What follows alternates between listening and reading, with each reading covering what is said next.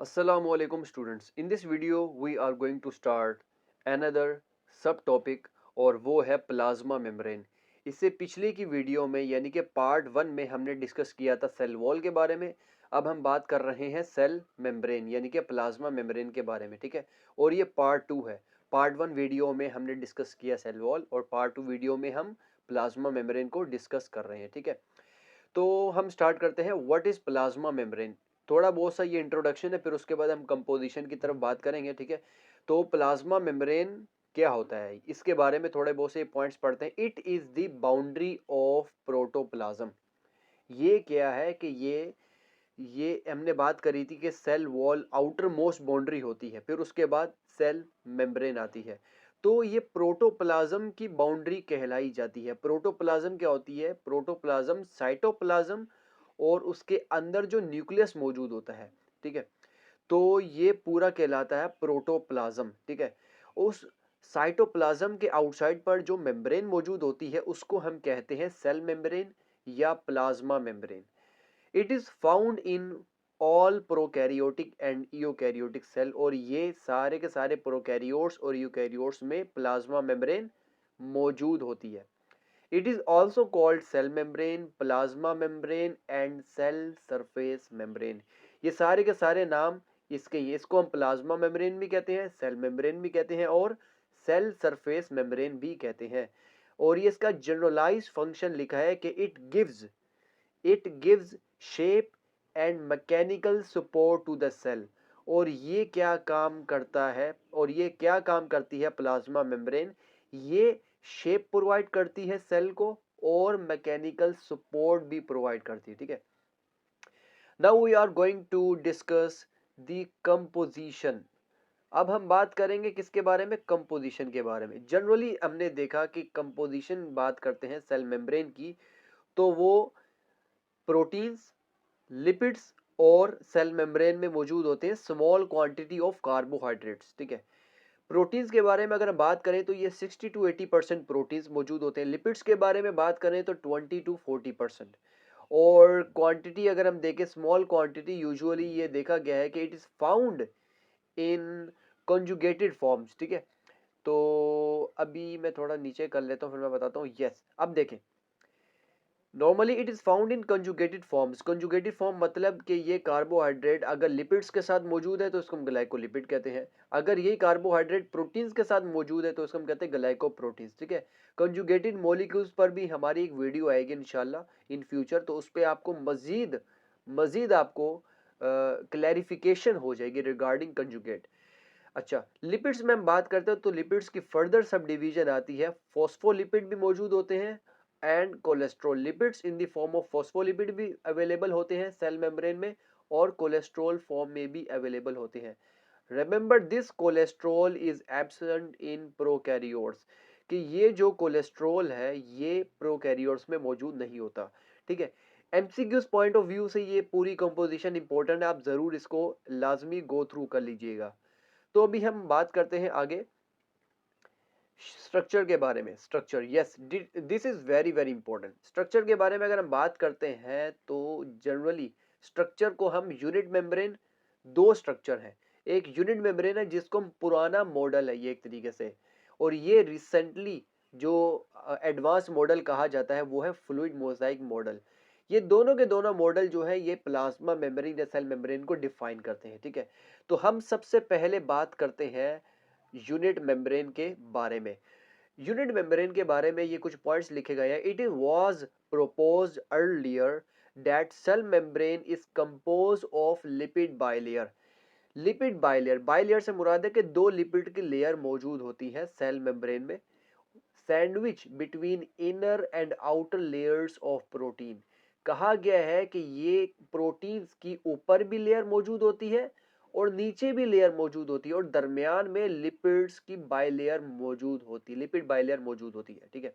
इसको हम डायग्राम से भी समझते हैं। The basic structure is called unit membrane which is present in all the cellular organelles. और कहा गया कि ये जो बेसिक स्ट्रक्चर बताया गया इसको हम यूनिट मेम्ब्रेन कहते हैं और ये सारी की सारी सेलुलर ऑर्गेनेलिस के अंदर मौजूद है। और सेलुलर ऑर्गेनेलिस से मुराद है कि जो सेल के अंदर डिस्क्रीट यूनिट्स, डिस्क्रीट स्ट्रक्चर्स मौजूद है, उनको हम कहते हैं सेलुलर ऑर्गेनेलिस, ठीक है। Now the modern technology has revealed that lipid bilayer are not sandwich between the protein layers, ठीक है। इसको मैं आपको डायग्राम से बताता हूँ कि एक्चुअली में यूनिट मेम्ब्रेन क्या बात बता रहा था, ठीक है। तो ये देख सकते हैं आप अपनी स्क्रीन पर कि यूनिट मेम्ब्रेन ये बात बताता है कि एक ये ऊपर की तरफ भी प्रोटीन्स की लेयर और नीचे भी प्रोटीन की लेयर्स मौजूद होती हैं और इनके दरमियान में सैंडविच होते हैं लिपिड बाइलेयर के लिए। ये देखें लिपिड बाइलेयर, बाइलेयर से मुराद है कि इसके दो पार्ट्स होते हैं, एक होते हैं हाइड्रोफोबिक और एक होता है हाइड्रोफिलिक, ठीक है। हाइड्रोफोबिक के बारे में है, ये देखें ये रहा हाइड्रोफोबिक, जो कि इसकी टेल्स है ना, ये हाइड्रोफोबिक है। अब ये देखते हैं, आप स्क्रीन पर भी देख सकते हैं लिपिड बाइलेयर ये किस तरीके से अरेंज हुआ हुआ है कि ये इसको हम चलो अगली अगली जो हम फ्लूइड मोजाइक मॉडल को डिस्कस करेंगे तो उसमें मैं आपको बताऊंगा हाइड्रोफोबिक और हाइड्रोफिलिक के हवाले से, ठीक है। तो ये एक तरीके से बताया गया कि लिपिड बाइलेयर इस तरीके से ऊपर की प्रोटीन, ऊपर भी प्रोटीन की लेयर है और नीचे भी प्रोटीन की लेयर है, सेंटर में लिपिड बाइलेयर मौजूद होती है, ठीक है। तो ये एक तरीके से जनरलाइज यूनिट मेम्ब्रेन का स्ट्रक्चर था। अब हम बात करते हैं फ्लूइड मोजाइक मॉडल के बारे में। तो ये रहा, हम बात करेंगे फ्लूइड मोजाइक मॉडल के बारे में, ठीक है। फ्लूइड मोजाइक मॉडल के बारे में, एक मिनट में इसको थोड़ा सा नीचे कर लेता हूँ। फ्लूइड मोजाइक मॉडल के बारे में हम पढ़ते हैं। अच्छा, फ्लूइड मोजाइक मॉडल के बारे में अपने स्क्रीन पर भी देख सकते हैं। ये कुछ पहले हमने यूनिट मेम्ब्रेन को डिस्कस किया, अब हम बात करेंगे फ्लूइड मोजाइक मॉडल के बारे में, ठीक है। ये कुछ पॉइंट्स लिखे हुए हैं। The protein layers are not continuous. इन्होंने कहा कि प्रोटीन लेयर जो ऊपर और नीचे मौजूद थी वो कंटिन्यूस नहीं है, but and are not confined to the surface of membrane but are embedded partially और होली। इन्होंने कहा कि वो एम्बेडेड हुए हैं, वो एक लेयर की फॉर्म में प्रोटीन्स मौजूद नहीं है, बल्कि इस एक लेयर पर कहीं यहाँ पे प्रोटीन मौजूद होगा और कहीं फिर यहाँ पे मौजूद होगा, कुछ पार्शियली मौजूद होंगे, कुछ पूरे पूरे प्रोटीन के स्ट्रक्चर मौजूद होंगे। These proteins are scattered throughout the membrane in irregular pattern, और ये जो है इररेगुलर पैटर्न में मौजूद होगा, just like icebergs which float on in the sea. जैसे समुंदर में आइसबर्ग्स आपने देखे होंगे जो कि फ्लोट कर रहे होते हैं, तैर रहे होते हैं, ठीक है।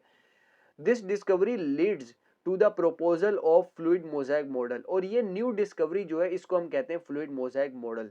Lipid part of plasma membrane consist of two layers.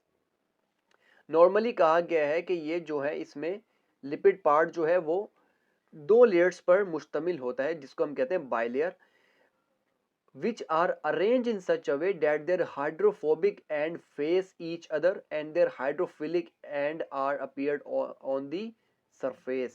इसको मैं आपको डायग्राम से बताता हूँ कि किस तरीके से ये बताया गया है।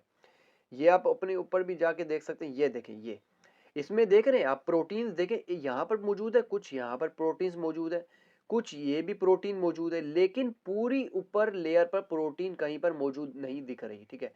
तो ये देखें, ये लिपिड लेयर, लिपिड बाइलेयर है। ये जो बीच वाले पार्ट है ये, इसको हम कहते हैं हाइड्रोफोबिक, और ये जो ऊपर वाले ये जो सर्कल फॉर्म में ये होते हैं हाइड्रोफिलिक। अगर हम एक स्ट्रक्चर की बात करें तो ये हाइड्रोफिलिक और ये है हाइड्रोफोबिक, जिसमें दो टेल्स मौजूद है। इस सर्कल के बारे में बात करें तो ये सर्कल हाइड्रोफिलिक है और इसकी जो दो टेल्स है इसको हम कहते हैं हाइड्रोफोबिक। अब देखें ये दोनों हाइड्रोफोबिक एंड्स, ऊपर वाले के और नीचे वाले के, दोनों के जो है वो एक दूसरे को फेस कर रहे हैं, और हाइड्रोफिलिक एंड जो दोनों तरफ मौजूद है वो सरफेस पर मौजूद है, दोनों के दोनों सरफेस पर मौजूद है। तो यही यहां पर भी बताया गया था। क्या बताया गया है कि hydrophobic ends face each other while the hydrophilic ends are appeared on the surface। तो यही आपको मैंने डायग्राम से भी समझा दिया। अब नेक्स्ट पॉइंट डिस्कस करते हैं कि प्लाज्मा मेम्ब्रेन इज एसिमेट्रिकल। इसको एसिमेट्रिकल भी कहा जाता है, ये एमसीक्यूज पॉइंट ऑफ व्यू से बहुत इंपॉर्टेंट है, बहुत, because protein are arrange in phospholipid bilayer, क्योंकि प्रोटीन फॉस्फोलिपिड बाइलेयर में मौजूद है, बाइलेयर फॉर्म में मौजूद है, ठीक है, एज मोजाइक मैनर। और ये मोजाइक मैनर से मुराद है कि कहीं पर प्रोटीन मौजूद है, कहीं पर पूरी लेयर पर प्रोटीन मौजूद नहीं है। फ्लूइड मोजाइक मॉडल में यही तो डिस्कस किया गया है, कहीं कहीं पर प्रोटीन मौजूद है। इसीलिए हम इसको कहते हैं एसिमेट्रिकल, ठीक है।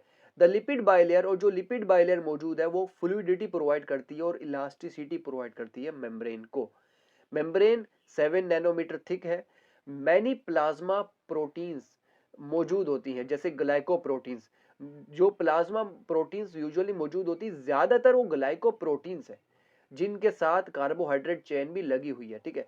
अभी ये देखें ग्लाइकोप्रोटीन और ग्लाइकोलिपिड में फर्क है। देखें कार्बोहाइड्रेट के साथ अगर प्रोटीन मौजूद है तो वो बनेगा ग्लाइकोप्रोटीन, कार्बोहाइड्रेट के साथ अगर लिपिड मौजूद है तो वो बनेगा ग्लाइकोलिपिड, ठीक है। अब यहाँ कार्बोहाइड्रेट यूजुअली बताया गया जो कि ग्लाइकोप्रोटीन बनाते हैं, ये कार्बोहाइड्रेट ब्रांच फॉर्म में मौजूद होते हैं या अनब्रांच फॉर्म ऑफ ओलिगोसैकेराइड में मौजूद होते हैं। तो ये मैं बता रहा था आपको, कार्बोहाइड्रेट जो है वो ब्रांच या अनब्रांच फॉर्म में। अच्छा, ओलिगोसैकेराइड के बारे में यूजुअली हम पढ़ेंगे जब हम कार्बोहाइड्रेट के टॉपिक को स्टार्ट करेंगे, वहां पे आपको ओलिगोसैकेराइड, पॉलीसैकेराइड, मोनोसैकेराइड के बारे में डिटेल में डिस्कस करेंगे। अभी फिलहाल हम सेल मेम्ब्रेन के हवाले से जो चीज इंपॉर्टेंट की है वो डिस्कस कर रहे हैं। फंक्शन के बारे में अगर हम बात करें तो function with respect to lipid, plasma membrane के फंक्शन को अगर हम डिस्कस करें with respect to lipid, lipid क्या प्रोवाइड कर रहे हैं जो कि प्लाज्मा मेम्ब्रेन में मौजूद है ना, lipids. Lipid part of plasma membrane controls the fluidity, ये फ्लूइडिटी को कंट्रोल करते हैं मेम्ब्रेन की। अगर for example unsaturated fatty acid, अगर unsaturated fatty acid plasma membrane में ज्यादा होते हैं तो फ्लूइडिटी भी ज्यादा होगी, जिसकी वजह से फ्लेक्सिबिलिटी मेम्ब्रेन की बढ़ जाएगी। और एक और चीज है कि ये लिपिड पार्ट जो कि मौजूद होता है प्लाज्मा मेम्ब्रेन में, इसकी वजह से कुछ पोलर मॉलिक्यूल्स और आयंस इंटर नहीं हो पाते, इंट्री और you can say exit, inter और एग्जिट नहीं हो पाते, यानी कि ट्रांसपोर्ट इन या आउट नहीं हो पाते। तो ये कुछ लिपिड का फंक्शन था। अब हम बात करते हैं प्रोटीन्स जो कि प्लाज्मा मेम्ब्रेन में मौजूद होती हैं, वो प्रोटीन्स के बारे में। यूजुअली वो प्रोटीन्स आपके पास चैनल प्रोटीन्स भी हो सकते हैं, कैरियर प्रोटीन्स भी हो सकते हैं, और उसके अलावा इंजाइम्स जो कि खुद प्रोटीन इन नेचर होते हैं, ठीक है। तो चैनल प्रोटीन के बारे में है कि चैनल प्रोटीन्स क्या काम करते हैं जो कि प्लाज्मा मेम्ब्रेन पे मौजूद होते हैं। This channel proteins allow us a particular molecule और आयन, ये मॉलिक्यूल और आयन जो कि पार्टिकुलर इन नेचर है उसको ही ये अलाउ करेगा to pass from outside to inside, ठीक है, और to cross the plasma membrane, लेकिन फ्रीली आराम से पास आउट कर सकते हैं, लेकिन वो पार्टिकुलर मॉलिक्यूल हो, एक स्पेसिफिक मॉलिक्यूल हो जिसको वो प्लाज्मा मेम्ब्रेन जो है वो पास आउट कराना चाहता है, ट्रांसपोर्ट करवाना चाहता है। अगर कैरियर प्रोटीन्स की बात करें तो नाम से पता चल रहा है कि ये कैरी करेगा, कि कुछ कैरियर प्रोटीन्स जो है वो प्लाज्मा मेम्ब्रेन में मौजूद होती है जो कि क्या काम करती है, selectively interact a specific molecule और ion so that it can cross the plasma membrane. ये इंटरेक्ट करेगा, ये कैरियर प्रोटीन जो है प्लाज्मा मेम्ब्रेन पर मौजूद होगा जो कि मॉलिक्यूल को इंटरेक्ट करवाएगा, जिसकी वजह से कन्फर्मेशनल चेंजेस होंगी। लेकिन वो चैनल प्रोटीन्स के मुकाबले में, चैनल प्रोटीन क्या काम कर रहा था, जस्ट ओपन द डोर और वो पार्टिकुलर मॉलिक्यूल इजीली अंदर की तरफ आ जाएगा। लेकिन कैरियर प्रोटीन में जस्ट ओपन द डोर नहीं होता, स्पेसिफिक मॉलिक्यूल अगर आता है तो वो प्रोटीन के अंदर आकर फिर वो प्रोटीन जो है वो इस स्पेसिफिक मॉलिक्यूल को जब तक वो अंदर नहीं आ जाता तो ये कैरियर प्रोटीन उसके साथ साथ रहेगा। तो ये एक तरीके से उसका इसके साथ इंटरेक्शन रखता है। आगे हम बात करेंगे इंजाइम्स की। ये इंजाइम्स क्या होते हैं? इंजाइम्स हमने पिछला अभी सीरीज पूरे चैप्टर में हमने डिस्कस किया इंजाइम्स के बारे में ही, तो आप ये वीडियोस पीछे जो कि हमने इंजाइम्स की सीरीज डिस्कस की है तो उसको लाजमी सुनिएगा। इंजाइम्स प्रोटीन इन नेचर होते हैं, ठीक है, तो प्रोटीन्स यहाँ पर भी आ जाते हैं। और ये एग्जाम्पल के तौर पे हमने एक एंजाइम का बारे में डिस्कस किया, वो है एडिनाइलेट साइक्लेज जो कि प्लाज्मा मेम्ब्रेन प्रोटीन है, प्लाज्मा मेम्ब्रेन पर मौजूद होते हैं ये वाले एंजाइम्स। और ये क्या काम करते हैं, एटीपी को साइक्लिक एएमपी में कन्वर्ट कराते हैं, और ये साइक्लिक एएमपी सेकंड मैसेंजर का काम करता है, ठीक है। तो ये एंजाइम्स के बारे में था। कुछ रिसेप्टर्स मौजूद होते हैं जो कि प्रोटीन होते हैं, और ये रिसेप्टर्स हमारे पास प्लाज्मा मेम्ब्रेन में मौजूद होते हैं, तो इसलिए हम यहाँ पर डिस्कस कर रहे हैं। रिसेप्टर्स फॉर एग्जांपल आपके पास कुछ है, मॉलिक्यूल बाइंडिंग रिसेप्टर के पास आके कुछ मॉलिक्यूल बाइंड होते हैं जिसकी वजह से इंट्रासेलुलर रिस्पॉन्स जनरेट होता है, ठीक है। स्पेसिफिक मॉलिक्यूल आके बाइंड होंगे रिसेप्टर्स के साथ, कोई दूसरा मॉलिक्यूल आके रिसेप्टर के साथ बाइंड नहीं हो सकता। एग्जाम्पल के तौर पे hormones which circulate in blood but bind to specific target cell, specific target cell यानी कि स्पेसिफिक रिसेप्टर के साथ बाइंड होंगे हॉर्मोन्स। फिर उसके बाद क्या होगा, which have the correct receptor sites, target cells पर मौजूद होते हैं रिसेप्टर्स जिनके साथ हॉर्मोन्स आके बाइंड करते हैं एंड रिस्पॉन्स जनरेट होता है। कुछ एंटीजेंस होते हैं, कुछ एंटीजेंस, फॉर एग्जांपल लिखा हुआ है कि सम प्रोटीन्स आर एंटीजेंस, के कुछ प्रोटीन्स जो है वो एंटीजेंस होते हैं जो कि बहुत हमारे लिए हेल्पफुल है। क्यों? Because this feature enables the cell to recognize other cell, क्योंकि एंटीजन के प्रोटीन इन नेचर की वजह जो बेसिक वजह है कि एंटीजन प्रोटीन इन नेचर है, इस वजह से सेल जो है वो दूसरे सेल को रिकॉग्नाइज कर पाता है जो कि हमारे लिए बहुत ही हेल्पफुल है। फॉर एग्जांपल फॉरेन एंटीजन्स अगर वो हमारी बॉडी में इंटर हो जाते हैं तो वो रिकॉग्नाइज हो जाते हैं। For example bacteria, for example कोई भी वायरस हो गया, तो फिर वो हमारी बॉडी में जब इंटर होते हैं तो फिर वो रिकॉग्नाइज हो जाते हैं, ठीक है। जब रिकॉग्नाइज हो जाते हैं कौन, हमारे cell, for example immune system के सेल्स, इम्यून सेल्स अगर वो उसको रिकॉग्नाइज कर लेते तो उसको वो अटैक करके किल कर सकते हैं। तो एक तरीके से ये एंटीजेंस प्रोटीन इन नेचर अगर मौजूद हमारी बॉडी में मौजूद है तो ये हमारे लिए बहुत हेल्पफुल है। अच्छा, ये एक सेल सरफेस मार्कर्स, ये भी एक न्यू फीचर, ये भी एक फीचर है हमारी प्लाज्मा मेम्ब्रेन में। दीज आर दी मॉलिक्यूल्स, ये मॉलिक्यूल्स होते हैं which present on the outer surface of plasma membrane, जो कि प्लाज्मा मेम्ब्रेन पर मौजूद होते हैं। Which provide the recognition of particular cell type, जो कि क्या काम करते हैं कि ये के सेल जो है वो रिकॉग्नाइज हो पाता है because of the presence of cell surface markers. For example आप किसी भी शॉप पे जाते हैं, उस शॉप का कोई ना कोई नाम होता है, ठीक है। उस शॉप का कोई ना कोई नाम होता है जिसकी वजह से आप पहचान पे, कोई भी आपको आके बोलेगा कि मैं स्पेसिफिक शॉप पे गया था, वहां पे जाके मैंने एक बुक खरीदी, तो आप कहेंगे वो बुक कहाँ से खरीदी, तो आप उसको शॉप का नेम बताएंगे। बिल्कुल इसी तरीके से एक पार्टिकुलर सेल है, उसका भी कोई ना कोई रिकॉग्निशन फीचर है, और वो रिकॉग्निशन फीचर जिससे पहचाना जाता है वो है सेल सरफेस मार्कर, ठीक है। Mostly mostly glycolipids and glycoproteins जो है वो सेल सरफेस मार्कर्स होते हैं and they are involve in cell to cell recognition, और इसी वजह से जो है सेल टू सेल पहचाने जाते हैं। क्यों? Because they are involve in sticking the correct cells together in the tissues, कि एक तरीके से सेल अरेंजमेंट में ये काफी हेल्पफुल साबित होते हैं। फॉर एग्जांपल कोई स्पेसिफिक लीवर में सेल मौजूद है, ठीक है, हिपैटोसाइट्स, उसमें कोई दूसरा सेल आकर बाइंड नहीं हो सकता, ठीक है। तो एक तरीके से हिपैटोसाइट्स में सिर्फ और सिर्फ लीवर के सेल्स मौजूद होंगे, कोई दूसरा सेल आके बाइंड नहीं हो सकता, अरेंजमेंट नहीं हो सकती किसी दूसरे सेल की, ठीक है।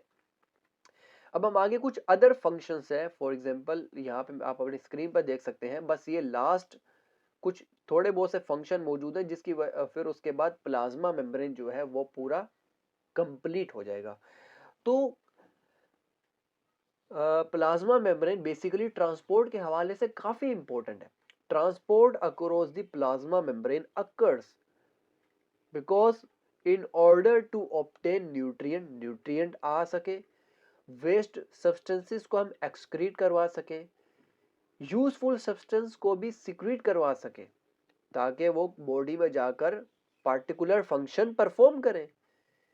अच्छा, generate ionic gradient essential for nervous and muscular activity, ionic gradient मौजूद होते हैं। आयनिक ग्रेडियंट मतलब आइज सेल के अंदर कम है बाहर ज्यादा है, तो ज्यादा से कम की तरफ आएगा जिसकी वजह से नर्वस और मस्कुलर एक्टिविटी परफॉर्म होगी। हम इसको भी नर्वस सिस्टम में और स्केलेटल मसल्स में जब हम कॉन्ट्रैक्शन एंड रिलैक्सेशन का टॉपिक को डिस्कस कर रहे होंगे तो वहां पर हम इसको बड़े डिटेल में डिस्कस करेंगे।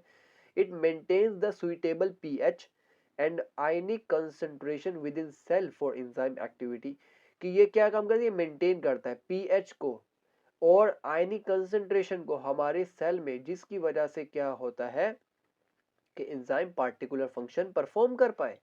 तो ये प्लाज्मा मेम्ब्रेन जो है वो एक तरीके से सेल को शेप भी देती है, सेल को सपोर्ट भी करती है, साथ साथ सेल को मेंटेन भी रखती है। This plasma membrane act as semi permeable membrane. ये सेमी परमिएबल है। सेल वॉल के बारे में हमने डिस्कस किया था कि वो फ्रीली परमिएबल है, वो हर तरह के मॉलिक्यूल आयन को इंटर होने देती है, लेकिन प्लाज्मा मेम्ब्रेन इंटर नहीं होने देती, हर तरीके के आयन को इंटर नहीं होने देगी। सेमी परमिएबल ऐसे मुराद है कि कुछ सब्सटेंसेस जो है वो इजीली पास आउट हो जाएंगे और कुछ इनहिबिट हो जाएंगे, कुछ की ट्रांसपोर्टेशन नहीं हो पाएगी। अच्छा, तो आप देख सकते हैं मैंने बताया कि the substances which are lipid soluble, जो कि लिपिड सोल्यूबल है, कुछ ऐसे substances they cross it more easily. वो क्या काम कर सकते हैं, सेमी परमिएबल से इजीली पास आउट हो सकते हैं। इसके अलावा गैस मॉलिक्यूल्स हैं जो कि स्मॉल साइज में oxygen, carbon dioxide, water, glucose etcetera being neutral charge उन पे होता है, तो इस वजह से ये इजीली क्रॉस कर पाते हैं, इजीली क्रॉस हो जाते हैं सेमी परमिएबल यानी प्लाज्मा मेम्ब्रेन से।